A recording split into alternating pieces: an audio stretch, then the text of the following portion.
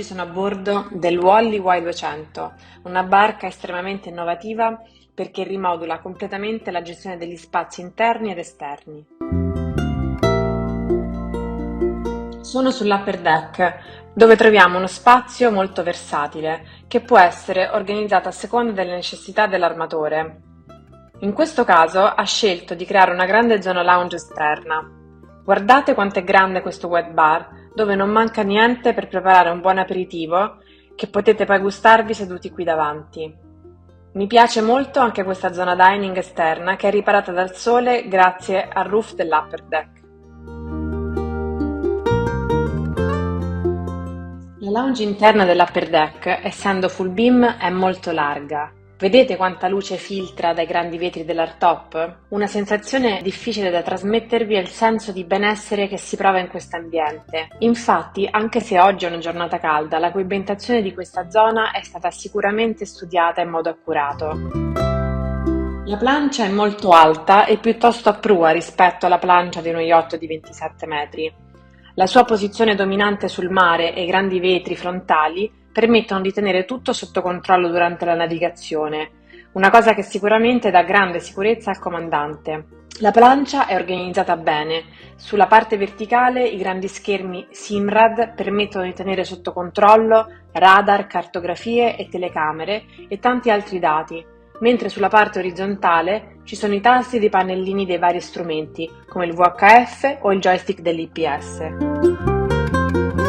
Una cosa su cui vorrei attirare la vostra attenzione è quest'area solarium che resta isolata rispetto al resto dell'imbarcazione ed è accessibile solo attraverso la plancia, rimanendo estremamente riservata quando la barca si trova all'ancora. Sono nel main salon, la cosa che veramente colpisce tantissimo è che è una living area enorme. Questa è una scala strutturale, tutta in carbonio. Questa cantina dei vini è uno degli innumerevoli accessori che l'armatore ha voluto a bordo. Sui Wally la scelta dei materiali e gli abbinamenti dei colori mi stupiscono sempre. In questo caso il contrasto caldo-freddo è molto piacevole. Guardate i listelli del pavimento che sono separati da un comento in acciaio, ripreso poi sui celini ma in senso trasversale. Questi mobili bianchi e questo legno chiaro a vista è veramente bello e dà una sensazione di pace. Accanto alla sliding door del main deck troviamo il dayhead che in questa posizione è anche comodo per chi viene dall'esterno.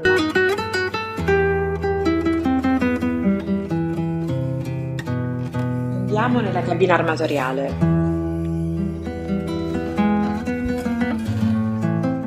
Questa cabina è la cabina.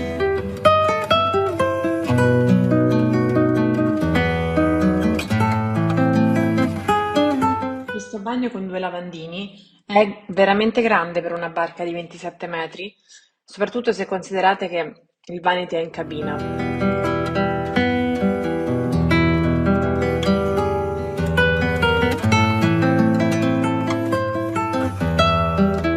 Ma sapete quanto è grande questa cabina? 37 metri quadri con una vista panoramica a 270 gradi.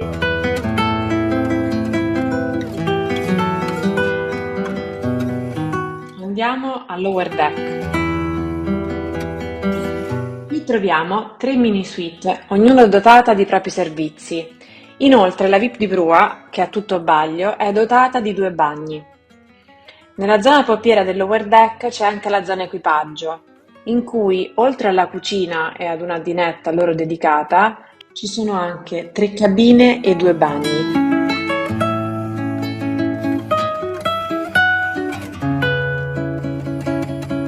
La zona esterna di poppa è in perfetta continuità con la zona beach club e gli interni.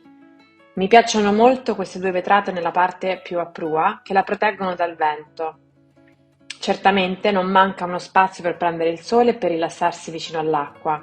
Il tavolo adiacente all'ingresso del salone resta riparato dal vento grazie ai vetri laterali pur trovandosi dall'esterno. Andando verso uno dei 2 tender garage potete notare una delle 2 terrazze ribaltabili. Questa gru è in grado di varare questo William 415 con idrogetto.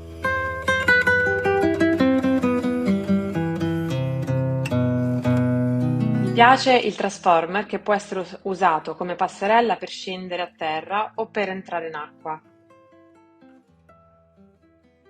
Qui troviamo 4 IPS da 1350 cavalli o in alternativa l'armatore può scegliere i 1200.